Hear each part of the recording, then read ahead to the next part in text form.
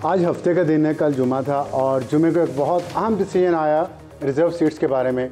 सुन्नी इत्तेहाद council की petition थी लेकिन सीटें मिली पाकिस्तान तहरीक इंसाफ को और इस पर हुकूमत जहाँ पे एहतजाज कर रही है। अभी इस वक्त रावलपिंडी में मुस्लिम लीग नून के वर्कर्स एहतजाज कर रहे हैं इस फैसले के ख़िलाफ़, लेकिन दूसरी तरफ अडयाला जेल के बाहर पाकिस्तान तहरीक इंसाफ के जो कारकुनान हैं वो जश्न मना रहे हैं और वहाँ पहुँचे हुए हैं और उनका ख्याल है कि आज जो दूसरा फ़ैसला आया हफ्ते वाले दिन इद्दत केस का, जिसमें खान साहब को और उनकी बेगम बुशरा बीबी को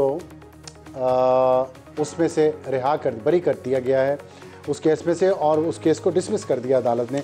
तो दो ये मुख्तलिफ इस वक्त सिचुएशन चल रही हैं पूरे मुल्क में, लेकिन साथ साथ अल्लामा साद रिजवी साहब वो भी इस्लामाबाद यानी कि फैज़ाबाद पहुँच चुके हैं अपने मुतालबात के साथ। उन्होंने वहाँ धरना दिया हुआ है, ट्रैफिक रुक गई है, लेकिन जाहिर है साद रिजवी यहाँ क्यों आए हैं, कैसे आए हैं, किस तरह पहुँचे हैं, ये एक ऐसा सवाल है जो पाकिस्तान की तारीख़ में बहुत अहम मौके पे, बहुत अहम मोड़ पे उभर के सामने आता है।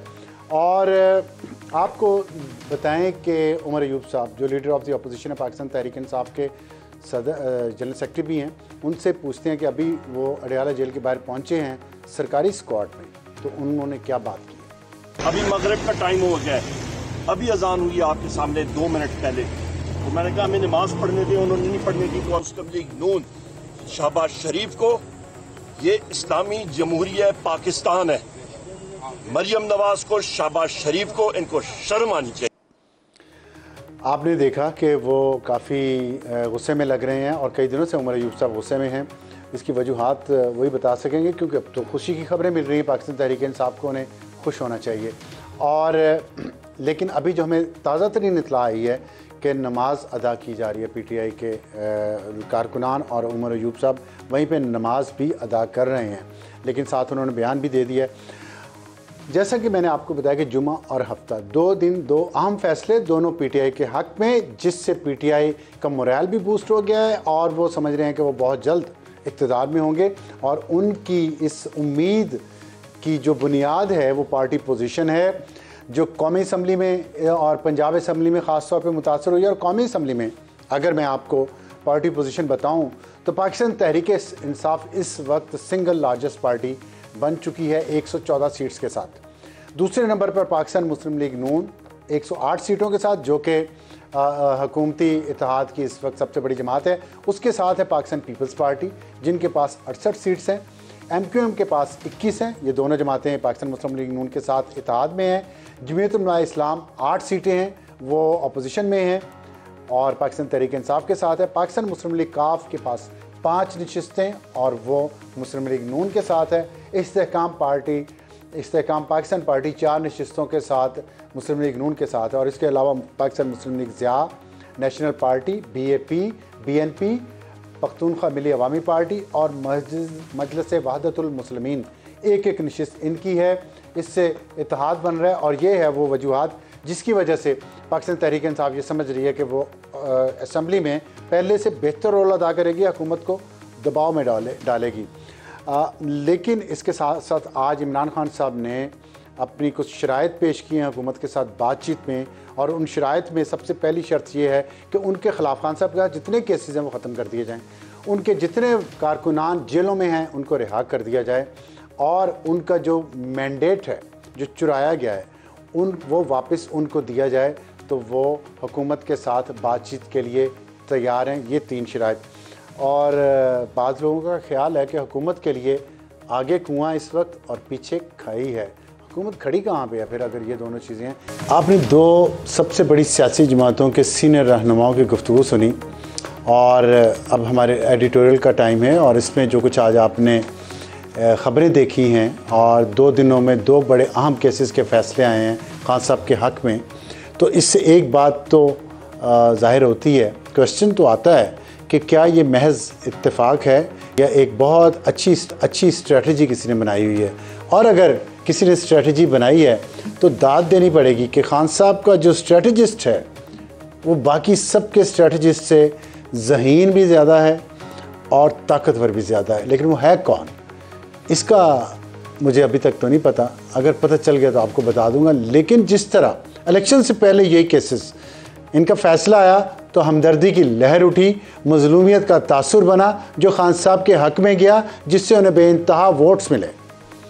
और जब उन्होंने ये सीटें ले लीं, आज सिंगल लार्जेस्ट पार्टी कौमी असम्बली की पाकिस्तान तहरीक इंसाफ है। इसके बावजूद कि उनके पास बल्ले का निशान नहीं था, उनके उम्मीदवार कैंपेन नहीं चला सके, वोटर्स को उम्मीदवारों का नाम नहीं पता था, लेकिन वो जीत गए क्योंकि हमदर्दी की लहर बहुत थी। और आज वो सारे केसेस जिनके फैसले उस वक्त जल्दी में करवाए गए, आज वो तमाम केसेस और उनके फैसले वापस हो रहे हैं, उन पे केसेस ख़त्म हो रहे हैं, नए केसेस बनाए जा रहे हैं, क्योंकि पिछले तमाम केसेस में खान साहब और उनकी बेगम तो बरी हो गए। लेकिन मखसूस नशिस्तों के मिलने के बाद और आज के फ़ैसले के बाद लगता है कि जो सिस्टम है हमारे मुल्क में, जो भी निज़ाम है, वो खान साहब को वेलकम कर रहा है। कम से कम उनकी जो शिकायत थी कि निज़ाम उनको सपोर्ट नहीं कर रहा, ऐसा लग नहीं रहा। हाँ, वो जेल में हैं और अब तो लगता है कि वो अपनी मर्ज़ी से जेल में हैं, क्योंकि जेल में रहने से उनको फ़ायदा हो रहा है। और इस वक्त क्योंकि इस तरह के जो हालात इस वक्त बन चुके हैं, उसमें अब हुकूमत को भी चाहिए, इस्टेब्लिशमेंट को भी चाहिए, अदलिया को भी चाहिए और पीटीआई को ख़ुद भी चाहिए कि वो कुछ ध्यान करें, वो सोचें कि इस मुल्क के अवाम को भी कोई इस ताकत की गेम में उनका भी कोई ख्याल करेगा कि नहीं करेगा। और 2 दिन में जो 2 फैसले आए हैं, इसमें मैं समझता हूँ कि पीटीआई के लिए, अदलिया के लिए, हुकूमत के लिए और इस्टेब्लिशमेंट के लिए अहम सबक है। और वो अहम सबक सादा बहुत है। मसलन पीटीआई के लिए क्या सबक है? अनाज छोड़ दें और आवाम का सोचे। और अदलिया के लिए क्या सबक है? अनाज छोड़ दे और आवाम का सोचे। हुकूमत के लिए क्या सबक है? हुकूमत के लिए भी यही सबक है कि अपनी अनाज छोड़ दें, आवाम का सोचें। IMF के साथ मुआहदा किया है, मईशत उठ नहीं रही, फॉरेन इन्वेस्टमेंट आ नहीं रही, इसलिए आवाम का सोचें, अपनी अनाज छोड़ें और पीटीआई को वेलकम करें पार्लियामेंट में। वो लार्जेस्ट सिंगल पार्टी है और इस केस पे जो रिज़र्व सीट्स के बाद जो भी हुआ है, क्योंकि रिज़र्व सीट पे सीटें पीटीआई को मिलना बहरहाल एक इंसाफ का तकाजा था, वो दूसरी जमातों को चले जाना इंसाफ का तकाजा नहीं था। तरीक़े में जो तरीक़ा अदलिया ने इख्तियार किया है उस पर इख्तलाफात हैं, लेकिन वो इख्तलाफात अब तारीख़ का हिस्सा हैं, उसको आगे कैसे लेके जाना है इस पर बात करें। और एक आखिरी सबक है इस्टेब्लिशमेंट के लिए, और इस्टेब्लिशमेंट के लिए जो सबक है वो भी यही है कि अनाज छोड़ें और आवाम का सोचें, अपने अपने आइनी और कानूनी दायरा कार में सब रहें और आगे चलें। लेकिन जब मैं सबक की बात कर रहा हूँ तो पीटीआई को आज जो खान साहब ने गुफ्तगू की है और जो आपने अभी शेख वकास अकरम साहब की गुफ्तगू सुनी है, उसमें ये लग रहा है कि पीटीआई ये चाहती है कि वो वापस आए तो उसके जो फाशिस्ट रवैया, उसके मुखालफिन को जिसका डर है और जो इतना खिलाफ हकीकत भी नहीं है, वो फाशिस्ट रवैया शायद तब्दील नहीं हो पा रहा।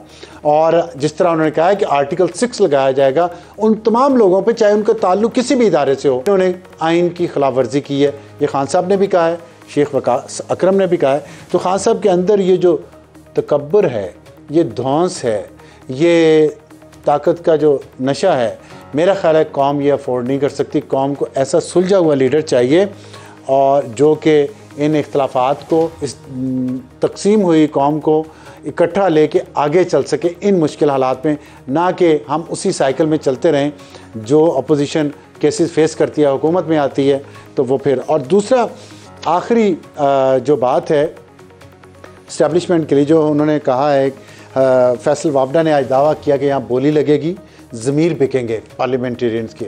अगर ये स्ट्रेटजी है तो इससे सिर्फ अदम इस्तेहकाम बढ़ेगा, सोचिएगा।